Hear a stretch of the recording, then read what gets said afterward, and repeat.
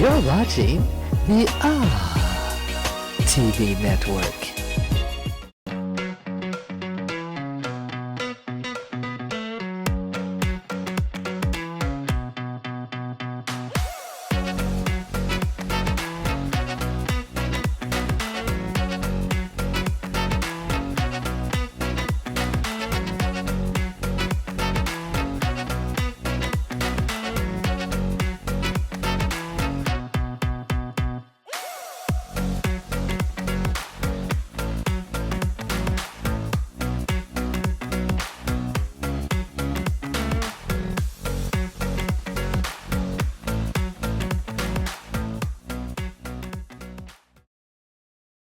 Meet the scan, a simple procedure whose mission is to detect lung cancer early.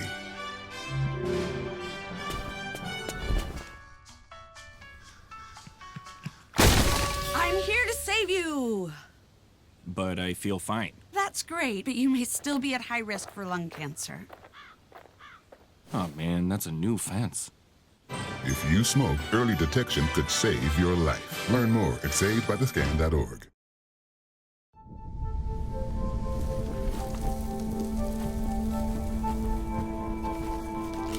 Eva Marie smoked 12,000 packs of cigarettes over 15 years. She quit, and now there's a new lung cancer screening that could save her life. You stopped smoking, now start screening. No matter how much you smoked, early detection could save you. Talk to your doctor or learn more at savedbythescan.org. What are you looking for?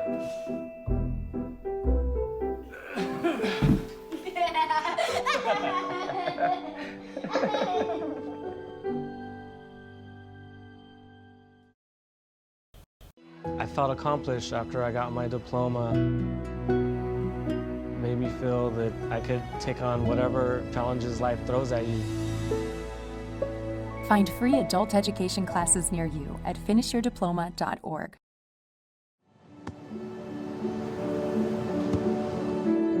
I don't remember how it started. Go to that. Our back and forth. It always came back. Dad!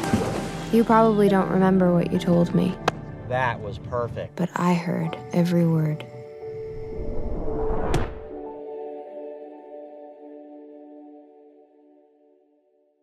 When I was in foster care, I never knew when I would have to move, so I always had my suitcase ready to go. Then one day, I was adopted. My new parents opened their hearts and home to me. My parents cook my favorite breakfast for me every morning. My parents take me on trips I never thought I would go on. They gave me a home and an even better reason to use that suitcase. My parents aren't perfect, but they're perfect for me.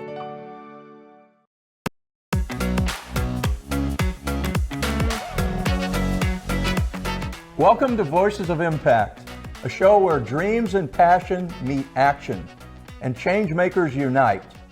Brought to you by KBL Impact Partners, your catalyst for social change. At KBL Impact Partners, our team has over 75 years of combined nonprofit and corporate expertise dedicated to inspire you and bring you voices leading the social movement. Whether you're a social entrepreneur, a veteran in the nonprofit or corporate sector, or someone with a heart full of dreams to make a difference, this show is your weekly dose of inspiration. We're here to share the stories of visionaries, explore the realms of strategic funding solutions, powerful partnerships, effective board development, and so much more. Imagine a place where each conversation sparks innovation, where every story shared opens the door to new possibilities. KBL Impact Partners is not just about advice.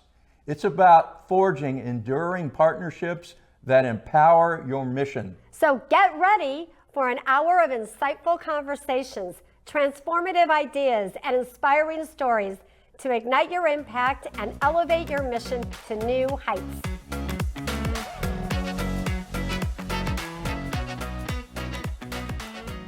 Welcome to Voices of Impact, a show where dreams and passions meet action and change makers unite. We are your co-hosts, Kathy and Brad Lambert of KBL Impact Partners. You can find us locally in your city on My Genre Radio FM, Monday through Fridays at 2 p.m. Central. Also, we are televised on Valuable Television Network at 4 p.m. Central and Urban Core Television at 3 p.m. Central. You can find all 100 plus stations on Atu Media under radio and television tabs. We are so excited to be with you today. Our guest is Kacie Starr Long. After making history as one of St. Louis' youngest elected officials, a life-altering event compelled Kacie to embark on a new path, starting with a simple needle and thread. This journey led her to establish the Sew Hope Community Sewing Room, a St. Louis-based social enterprise offering sewing programs for the community, along with international programs in Uganda, Mozambique, serving widows and children impacted by incarceration.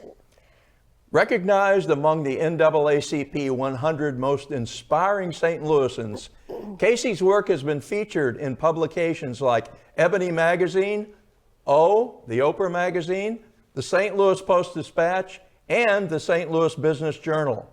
In addition to founding Sew Hope, Kacie has published 6 books, is preparing for numerous 5K runs this summer, and enjoys relaxing while watching old ER episodes with her loving husband, Alfred. So when we come back, we will be joined by Kacie Starr Long.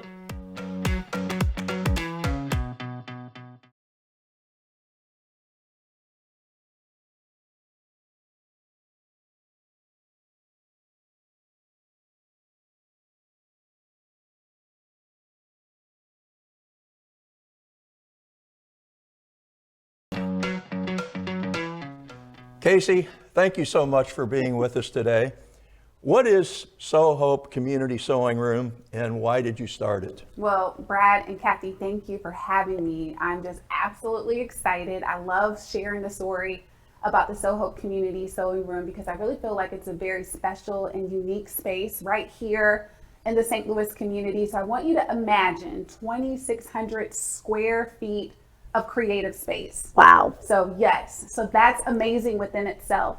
And so it's a space filled with sewing machines, quilting fabric and tools just for people to create and for people to explore their God-given creativity through sewing, quilting, and crafting.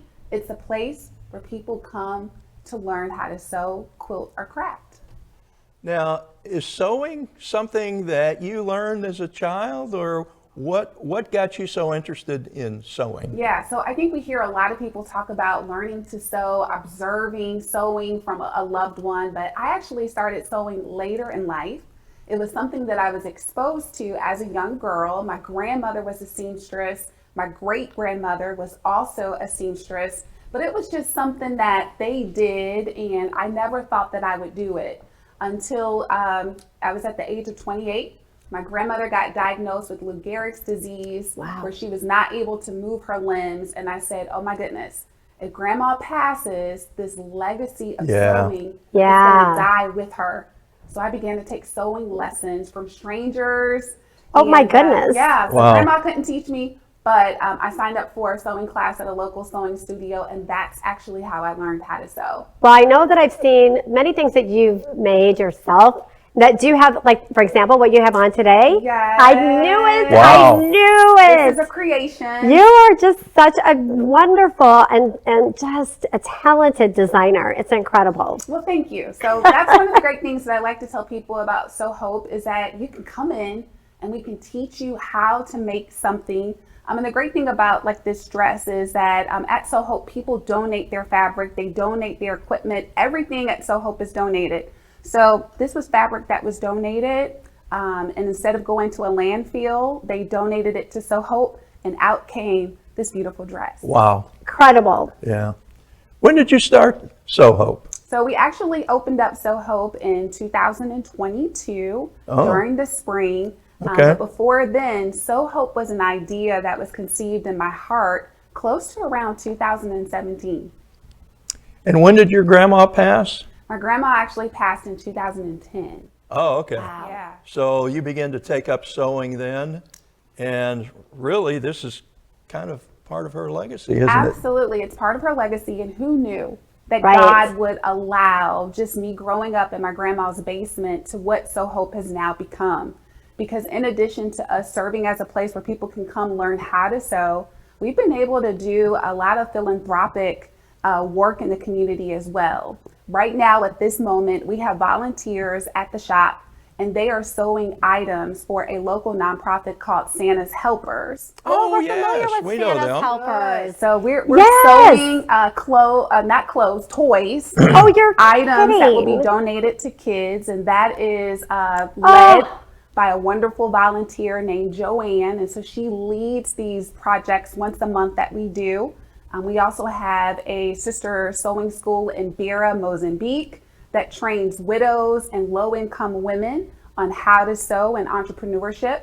We also have a sewing program in Kampala, Uganda. Okay, so how did all of that happen? Okay. So the short version We're going to be here for a long time. I'm going to tell you guys the short version because I really want people to understand who are listening, who are watching this, Yes. that God gives us dreams, and his dreams are even bigger than what we can Amen. imagine or Agreed. think. That's right. Yes. So my dream was just to have a place where people can come in and learn how to sew. And this was after connecting with a mentor named Ann Sterneman, who is also in St. Louis. But God had given me a heart for Africa.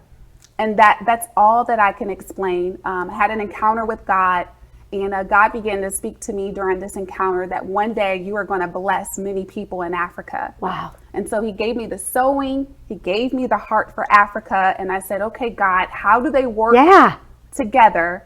And doors opened for us to be able to work with a ministry in Uganda that has kids that have a mom or dad incarcerated.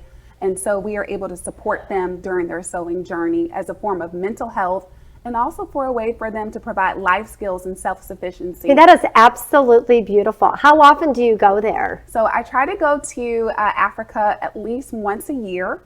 And so I just came back from Accra in Ghana a couple of months ago.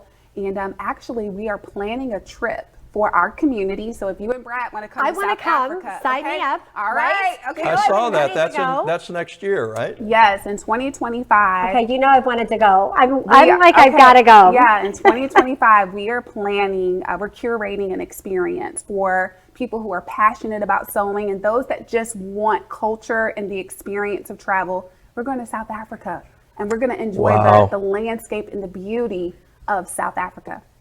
Oh my goodness. So if I understand your website, any individual can come to your location and be a part of a sewing group at any time or whenever you have regular business hours. So yeah, so the way how we work is that we have classes. So we have classes for absolute beginners, people who have never touched a machine before, or for people who are just experienced and they want to grow in their skills.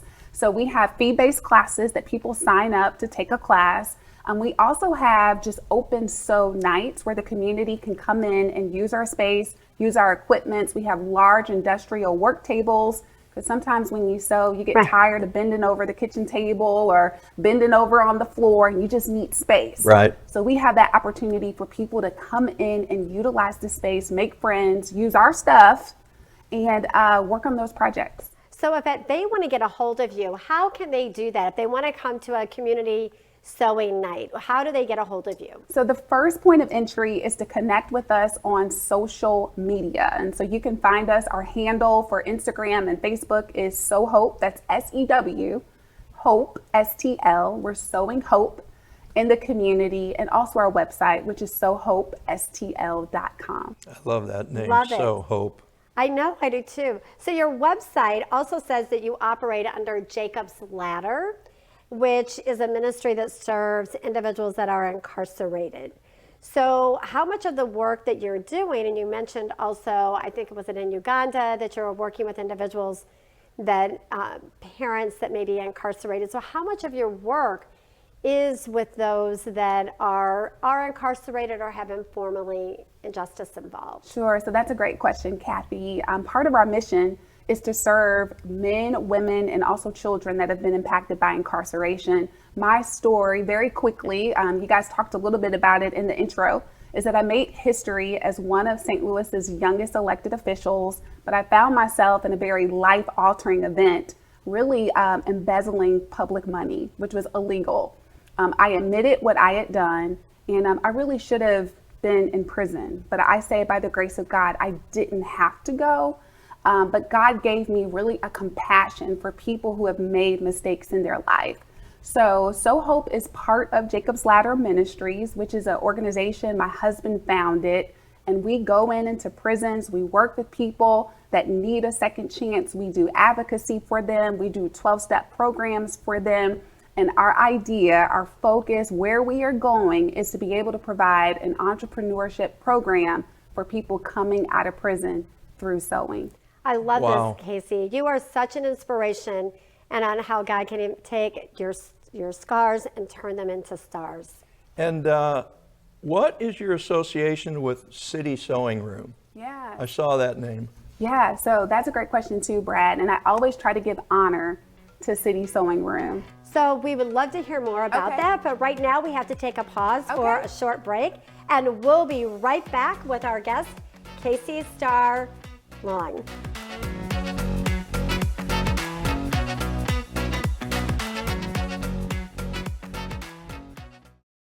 Meet the scan, a simple procedure whose mission is to detect lung cancer early.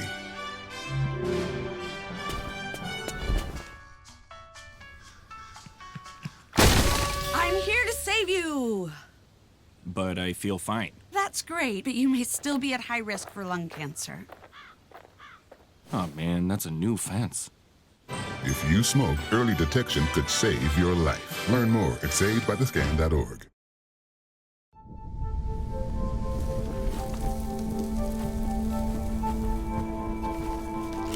Eva Marie smoked 12,000 packs of cigarettes over 15 years. She quit, and now there's a new lung cancer screening that could save her life. You stopped smoking. Now start screening. No matter how much you smoked, early detection could save you. Talk to your doctor or learn more at savedbythescan.org.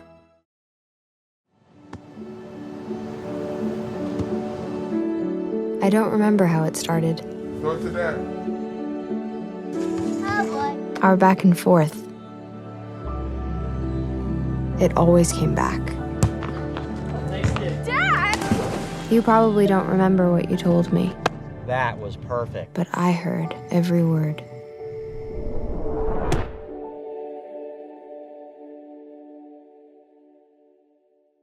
When I was in foster care, I never knew when I would have to move. So I always had my suitcase ready to go.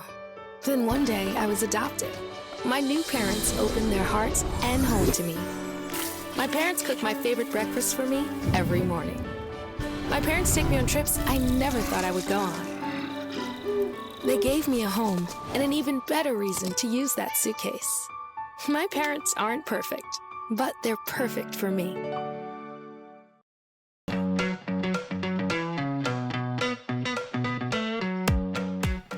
Welcome back to Voices of Impact. We are here with our guest, Kacie Starr Long. And Kacie, will you share with us about how you work with individuals that have been formerly incarcerated, and specifically within the community sewing room? Sure. So we're in the process of developing a program. It's an entrepreneurship program that's open to men and women that have been formerly incarcerated. The idea is to teach sewing as a way, either as a side hustle or as a primary source of income. Right now, we're experiencing in the local economy and also the national economy that many of our sewists are actually dying out. And so there are gaps. So there are needs for people to be able to do alterations, costume designers, working with drapery, upholstery, embroidery, being able to operate industrial sewing machines. So we see this as an untapped market. And we see ourselves in a position to be able to help train the next generation of sewists. That's amazing. And what do you see, like, why is the reason like they're dying out? Is it just because that generation, what do you think it is? Well, I think fast fashion, is also an issue. But I also think that consumers are becoming more educated about how our clothes are made and wanting to support slow fashion where we are able to reuse and recycle fabric, and also being conscious of fabric that's not made with a whole bunch of microplastics, which is a lot of what we're seeing with clothing that's coming out of China. Really? So I do believe that there is a trend where people are wanting to know that their clothes are being ethically sourced. They want to support jobs in America. They want to support businesses that are hiring and training Americans to be able to hold these jobs. So that's the direction that we're going, working with people that have been formerly incarcerated. You had mentioned about fast fashion. I think I nodded my head and I'm thinking, okay, I'm nodding my head, yes, but I'm thinking, can you explain what fast fashion is? Sure. So right now we're seeing an emergence, especially with a lot on social media, where companies from other countries are providing low value types of goods, but for a very cheap price. Right. And so you might see a lot of fabrics made out of polyester, things that are able to be made really quickly, but not of good value, where you might wear it 1 or 2 times and ultimately that clothing is going into a landfill. And so dealing with a lot of pollution, dealing with a lot of environmental waste because of this fast production. So it's really important what you're doing at the community sewing room by also accepting the fabric and basically reusing, and a great way to recycle. Absolutely. And so we have people that donate fabric. So for those of y'all that are local, and you're wondering what to do with Aunt Helen's, fabric stash. That's right. She's a great seamstress. We are a place that receives those donations. I would say probably a month we receive over, several hundred pounds of fabric. Oh my. Each month, fabric and notions. And so we are able to reuse, we're able to recycle that fabric, those notions, and put them to good use. That's amazing. I want to go back to your global effort in Uganda and Mozambique. Do you have sort of a counterpart over there that runs the operation, and are they trying to tailor their programs and services to mirror what you're doing here, or how do you collaborate? So that's a great question, Brad. We can't do it alone, and so we have, and I would say it's really God that has orchestrated these relationships. In Uganda, we work with a ministry called Wells of Hope, and they provide boarding and Christian education for children who would otherwise be, drawn to the streets or drawn to maybe slave trade labor. In Uganda, because they have a mom or dad incarcerated. So they provide housing and they provide stability for them. And we are partnering with them by supporting them financially, and also helping support them with curriculum where they teach the children how to sew. This is amazing. Yeah. And so, in Beira, Mozambique, we partner with a ministry called Equip Mozambique. So they have one side where they work with a lot of men to learn how to develop apps. And for the women, they have a sewing school. So they are our sister sewing school. And that sister school supports widows and low-income women, where they go through a multi-week sewing course and curriculum. They learn entrepreneurship skills. They learn how to sew. And at the end of their graduation, they receive a sewing machine, which is something that is very valuable in Mozambique, where there's such great poverty. They treasure that sewing machine. It's like them receiving a car. I bet. It's like them. It's a lifeline, right? It is. And Kampala and Mozambique are geographically how? So they're both located on the east part of the continent of Africa. Mozambique is southern. Yep. It's very close to South Africa. Uganda is right at the equator. I think Mozambique was colonized by the Portuguese. Uganda was colonized by the British. So 2 African countries, but very distinct flavors and just kind of style, culture. Sure. That is absolutely incredible. That's awesome. So how often do you get over to Africa? So I try to go to Africa at least once a year. This year, it looks like I will be able to touch ground twice a year, 2 times this year. So I've been to Accra earlier this year. Later, I'm going to Mozambique. And already in 2025, like I mentioned, we are going to be curating an experience for people as we will go to South Africa in November of 2025. And so y'all, that's open. It's open. If you want to go to South Africa, connect with us on our website and social media, because that is a trip that we are planning for the community. So many people have said, I want to go to Africa. I want to experience it. You're always going. Let me know. And so we are so excited about developing this trip for anybody who has a heart for Africa. We're going. I love this. So if they want to go and they're listening to you, how can they get in touch with you? So make sure you connect with us on our website at www.sohopestl.com. We'll have all of that information on our website about how to connect with us and learn more about our trip. Oh, that's just absolutely amazing and incredible. And look, like you said, look what God is doing. Yes. And through you and through others. Incredible. So as a social enterprise, and you have what you've mentioned, different earned incomes. Can you share with us a little bit more about maybe the different kinds of earned income and how you go about it, and what do you do with the funds that you do get? Oh my gosh, that's such a good question. So first and foremost, I'm always looking for ways to bring in additional sources of income even today. Which is great. Nonprofits need to be doing that and thinking outside the box, just like you're doing, of having earned income. Yeah, so today I really felt like God dropped an idea in my heart. So I'm going to run it through my board and my husband first, but I'm excited about that idea. But the ways how we Well, we want to know about what this idea is.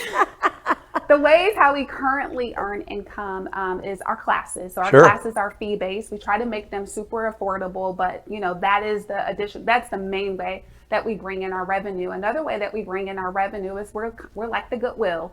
Is that, you know, people donate their items to us and we resell them at a cost to the public.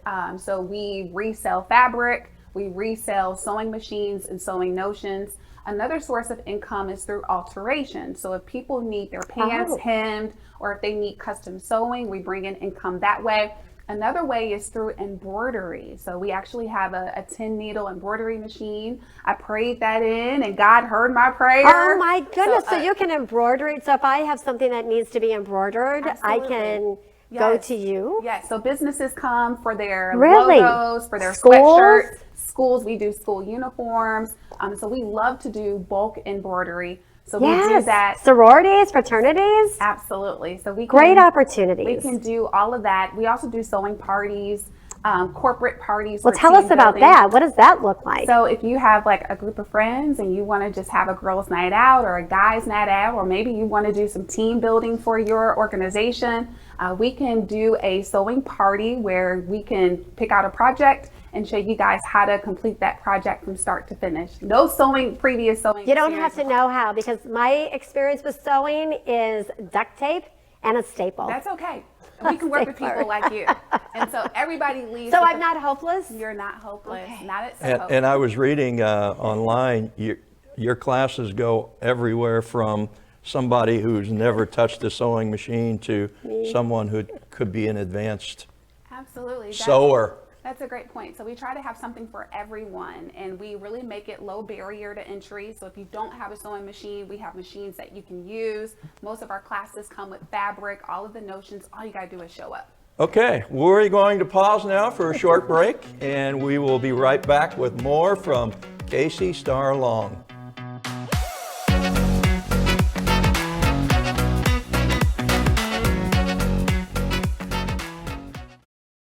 Meet the scan, a simple procedure whose mission is to detect lung cancer early.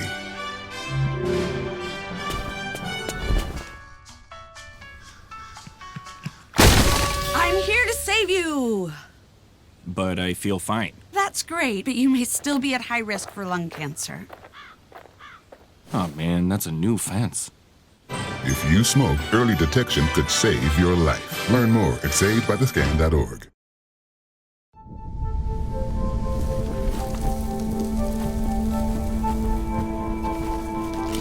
Eva Marie smoked 12,000 packs of cigarettes over 15 years.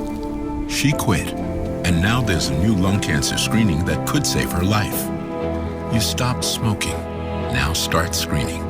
No matter how much you smoked, early detection could save you. Talk to your doctor or learn more at savedbythescan.org.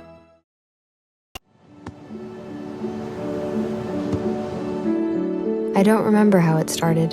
Go to that. Our back and forth. It always came back. Dad! You probably don't remember what you told me, That was perfect. but I heard every word.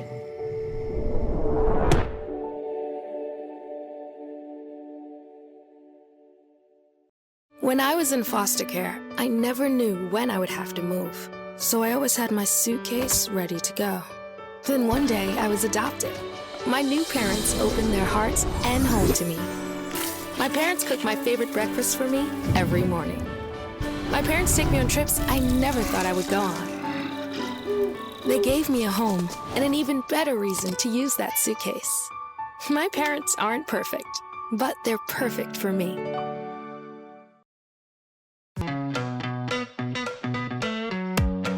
Welcome back to Voices of Impact, and we're here today with our guest, Kacie Starr Long.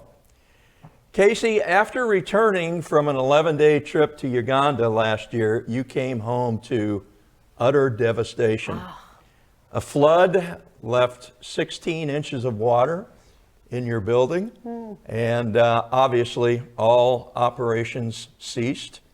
And I'm assuming a lot of damage, a lot of restoration and rebuild. I mean, I'm sure after coming home from being in Africa for 11 days, you were totally exhausted.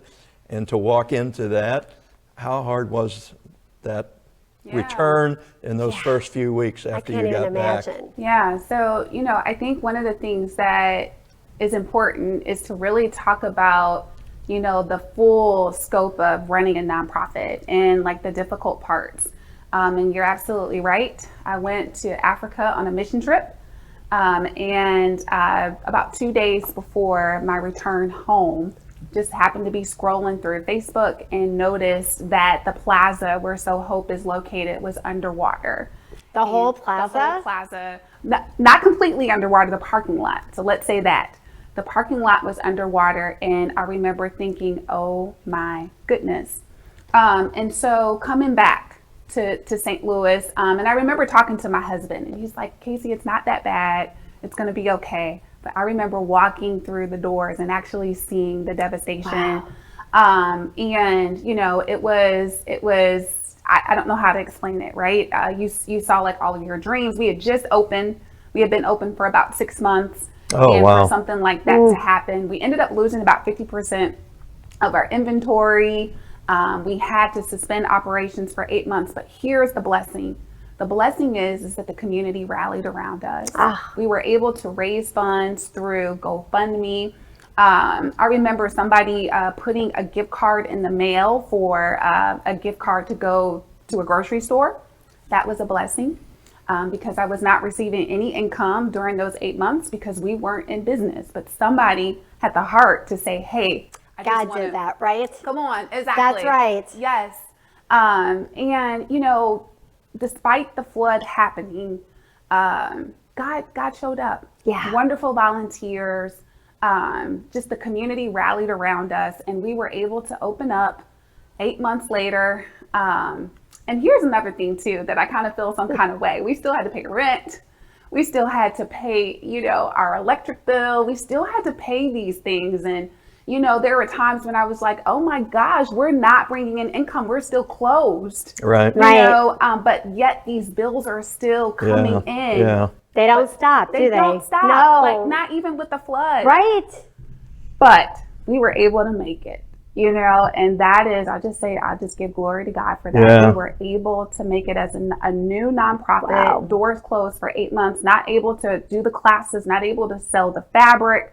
But we're still here. Yes, you are. And the miracle is that a lot of people that never had heard of So Hope through the media, through news stories that you were on television, caused by the flood, it really brought awareness and recognition to your organization. Absolutely. And I'm sure when you reopened, you probably hit the ground running pretty hard. Absolutely. People were waiting to say, hey, I got donations. I want to help. I heard you lost so much in the flood. Can we bring it now? Wow. So yes. Incredible. Yeah. And it's hard to imagine because I had the opportunity to come to your community sewing room, and it is incredible. And it was filled with women and volunteers, and there you could feel the energy. Like when I walked in, I could feel the energy. Yeah. And seeing everything, it's hard for me to imagine that was all gone and flooded. Absolutely. And how alive and vibrant it is today. Yeah. Now, are you back to the level of operation that you were before the flood, or? And more. And more. And more. Our classes have increased. The number of classes has increased. Our number of volunteers have increased. The just number of sales from alterations has increased. Before the flood, we weren't able to do embroidery. We're now able to do embroidery. So we are up and we are better. Wow. Than the flood. Love that. Yeah. I love that. Yes. You're up, and not only just up, but you're better. Better. Mm-hmm. Better. Yeah. So today with nonprofits, and just like with you and doing the social enterprise with earned income, that you have partnerships are really key to that growth and that long-term sustainability, and also being able to scale the impact.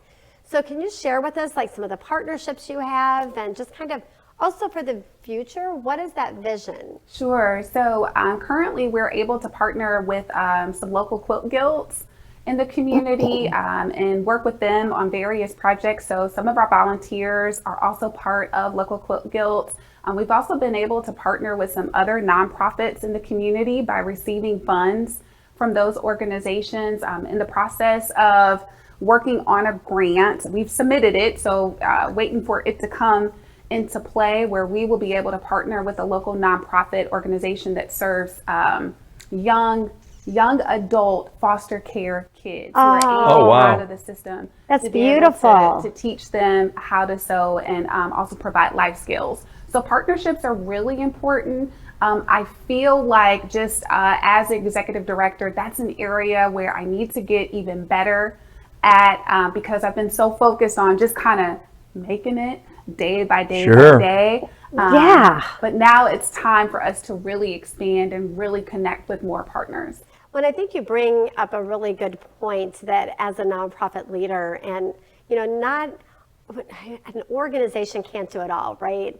And to be able to take a look at partnerships, it's also that part of growth. Mm-hmm. And so, as you said, you were focused on your mission. You were focused on getting this up and started. You've done an amazing job with the partnerships that you have developed, and now it's like taking it again to that next level of growth and what you're doing. Yeah. So what do you see as growth, and taking a look at that vision, and what other types of partnerships would you like to see in place? So I really think in order to really grow, it's just about expanding our capacity. So the first thing is really being able to have a salary, just having just kind of some of those basic things. It's coming. It's really important. And also being able to create some strategic partnerships with nonprofits that are serving those that are incarcerated, are formerly incarcerated. Being able to really develop and curate some of those relationships, that's really what is on my radar for right now. So have you partnered with, I know some of the prisons will do classes inside, or they also have like trades inside in regard to sewing. Do you have any type of relationship with any of the prison systems? So not any relationships with like the prisons that are currently doing sewing. I am developing a relationship with a reentry organization. It's kind of like a transitional home where women come to, and we have been in talks about creating a pilot program just to kind of amazing. Just to kind of test and see, how this would work to help support their clients. I think that would be amazing. I'm thinking about the marketplace and the lack of seamstresses that are out there, I mean, I see you being a job training program. Absolutely. And providing an occupational skill that can then lead them into a job in this industry. I love that. And there are grants out there to help you do that. Well, there are. There's apprenticeship programs. So I don't know if you've looked into any of the apprenticeship programs, but you could have an established apprenticeship program as well. Yes, so that is definitely on our radar. We've begun the process. We've begun the process of becoming a certified apprenticeship program. Oh, wonderful. That's amazing. Department of Labor. Well, Kathy, you've helped me with that. Well, so you took the steps. You took the steps. This is wonderful. You helped me But this is with so that. exciting. So, yes, so we've begun that process of creating a curriculum and all of that. And so I am really looking forward to that because I think that will be a game changer for us. Well, it will open up training dollars that can come to your organization. Well, and also to pay salaries and pay your instructors. And I'm also thinking too that, so my mind is going now, Yes. of other organizations that are also like going to Africa and the same places that you may be going, on how you could even partner up with that and providing those job training skills. I love that. Okay, let's hold that thought. A lot more about job training. We have a lot more. When we pause for a short break, and we will be right back with Kacie Starr Long in just a minute to talk more about Sow Hope.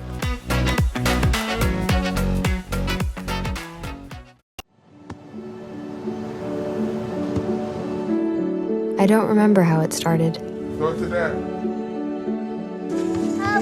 Our back and forth. It always came back. Dad! You probably don't remember what you told me. That was perfect. But I heard every word.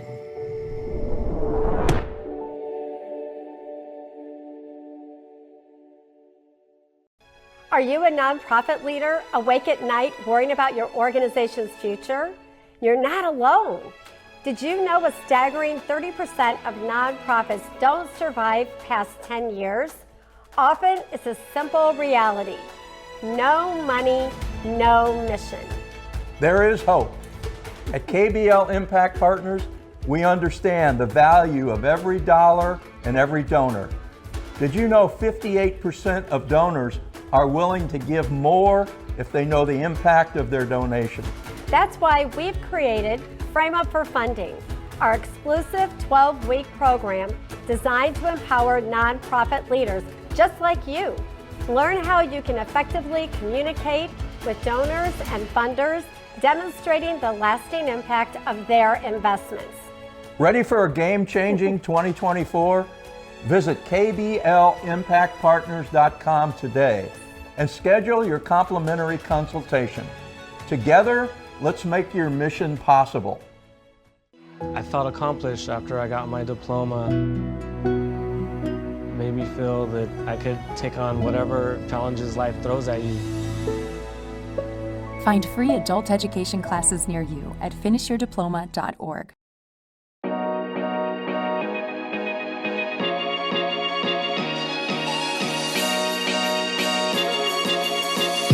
You're watching the TV network. When I was in foster care, I never knew when I would have to move. So I always had my suitcase ready to go. Then one day I was adopted. My new parents opened their hearts and home to me. My parents cook my favorite breakfast for me every morning. My parents take me on trips I never thought I would go on. They gave me a home and an even better reason to use that suitcase. My parents aren't perfect, but they're perfect for me.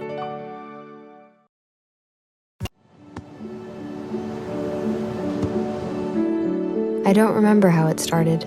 Go to that. Our back and forth. It always came back.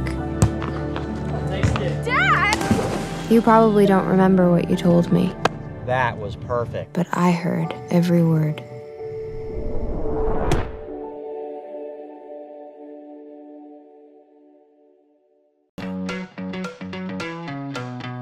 Welcome back to Voices of Impact.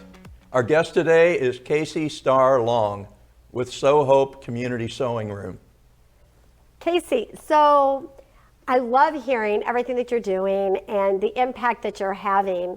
What do you see for the future of So Hope? Where do you see that going? And I know with your husband, with the Jacob's Ladder, you know, what do you see? Where do you see the whole organization going? So with So Hope, I see us being able to train, serving as a training center for men and women who have been formerly incarcerated. I see us being able to train the next generation of sewists for our community. Additionally, I see us having a transitional home for people coming out of prison. Amazing. And also owning rental property for people to have safe, affordable places to stay. Yes. When they come out of prison. I also see us serving as a hub to provide mentors for men and women who are open to having spiritually sound, mature mentors that are willing to help them navigate life outside of incarceration. I also see us serving as a small batch manufacturing firm where if you need custom uniforms or if you need custom outfits, we are able to have a base of people that can sew those items to go directly to businesses, or also to be able to have things on our website that people can order and wear. So that's what I see thus far. I see more countries that we will be able to impact in Africa. And I see people learning that God is real. He loves them, and regardless of your past, there's redemption possible. Amen to that. There is. And I know you talk about global expansion, but I'd say expansion here in the country is very possible as well, don't you? That is true. That's scary. It's scary. If you can do it in Africa, you can do it in Louisville or you know what, Memphis or anywhere. You're already doing it. And just listening to you of what you see and, you know, for the future is that to me, you're creating a model that can be replicated and taken to other communities. And if you think about the population of people that are incarcerated in our country, almost more than any other country. And you look at with children, and you know, I forget what the statistics are, but it's like I don't know if it's 1 in 5, 1 in 10 children have at least one or both parents incarcerated. Yeah, it's 1 in 5. 1 in 5. Yeah, 1 in 5. That's a lot. There's a lot of work to be done across our country. And your focus in Africa are on wives and children of incarcerated parents, right? Yes. Correct. Yeah. Which is amazing. And to be able to make that difference is absolutely incredible. You had also mentioned about your involvement with Prison Fellowship. Will you share that? Because I think Prison Fellowship does such great work and impact, and specifically with systems change. Sure. So I am what is known as a Justice Ambassador with Prison Fellowship. And for those that may not be knowledgeable, Prison Fellowship is one of the largest nonprofits serving prisoners and their families. And so as a Justice Ambassador, what I do is advocate. We teach people how to track legislation, and we speak to our elected officials about laws that impact current prisoners and also those that are formerly incarcerated. And I just see my work with Prison Fellowship as just serving as a voice for human dignity, regardless if you've made a mistake. We want to make sure that people are accountable for their actions, accountable for their crimes, but that are also treated well, as we believe that all people have been made in the image of God. Right. Yes. You said that redemption. Yes. Right. And that is just so critical. And you are going to be going to Washington, D.C. Yes. And what will you be doing when you go there? So there is some legislation, a local legislation called the Federal Prison Oversight Bill, which provides just greater accountability for prisons. So it provides a way for family members, also for those that are incarcerated, and even those that are working inside of the prisons, to just make sure that everybody is safe. Sure. So I will be helping to lead a team, very excited about this, and we will speak to senators because that legislation is going before them, asking for them to support this bill. So if anyone is listening, a lot of people are watching and listening across the country and also internationally, but if anyone is interested in helping with So Hope, helping to expand it, maybe even helping also with the work you're doing with Prison Fellowship, how can they get in touch with you? So I'm going to direct everybody to our social media, which is So Hope STL. You can find us on Facebook and Instagram, and you can also check us out on our website. We have a contact page on our website, and we just welcome all sorts of folk who want to help us with our mission. I love that. So if there's a nonprofit leader that's out there listening to your story, and maybe they just have started or just maybe been doing this for a while but haven't been able to move forward, what advice would you be giving? What advice would you give them? Well, as a woman of faith, all I know to share is just what I have done. And I remember just really spending some time where I shut the door and I said, okay, God, I'm in, but God, I need you to direct my steps. And so if you are a person of faith, ask God. The Bible tells us that, we are called to do good works. And, ask him, okay, you've given me this idea. How do I execute it? And so just really spending time seeking God for direction and for wisdom. Love that. Yes. I love that. And seeking God and asking for that wisdom.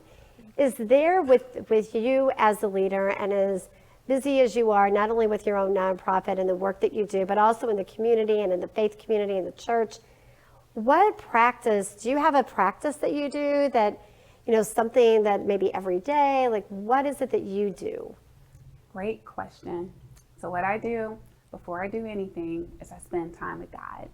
And I got to share this, and this is going to sound real cliche, but for anybody that's interested in starting their own nonprofit and you're like, how do I get connected? I need resources. I need mentorship. Right. God highlighted this lady. He highlighted you to me, years ago, for real. And I remember saying, okay, God, you got to make the connection. So I found out that you were serving as a mentor for a cohort, and I signed up because I wanted to connect with Kathy Lambert, and God made that happen, right? Because God highlighted you to me. So I share all of that to say is that time with God in the morning is precious to me, because that's when I get the downloads, that's when I get the direction, and I don't get it right all the time. None of us do. I don't get it right all the time. Right. But that has been so critical to me in this journey. And the beauty of it is that there are people out there that are wanting to help, that are seeking opportunities. They don't know how to find them. And the best thing that we tell everybody that goes through our training is you have to be out there talking about what you're doing and what you're needing help with. And your message will reach the right person at the right moment. Yeah.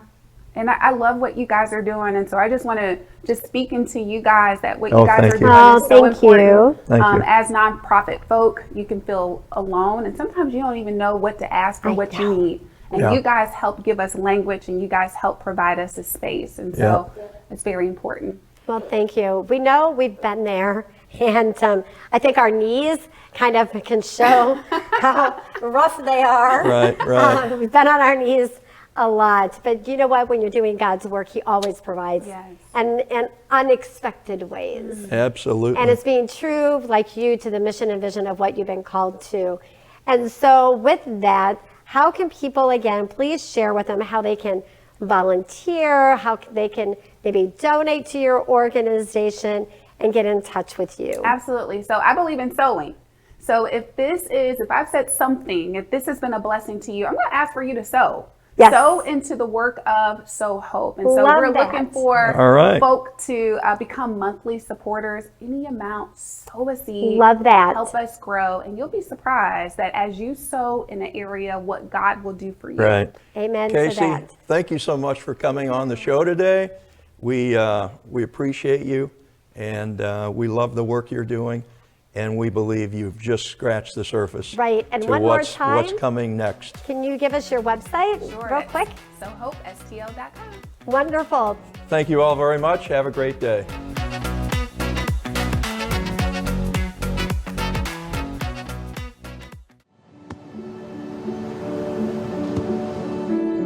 I don't remember how it started. Go to that. Oh boy. Our back and forth. It always came back. You probably don't remember what you told me, That was perfect. but I heard every word.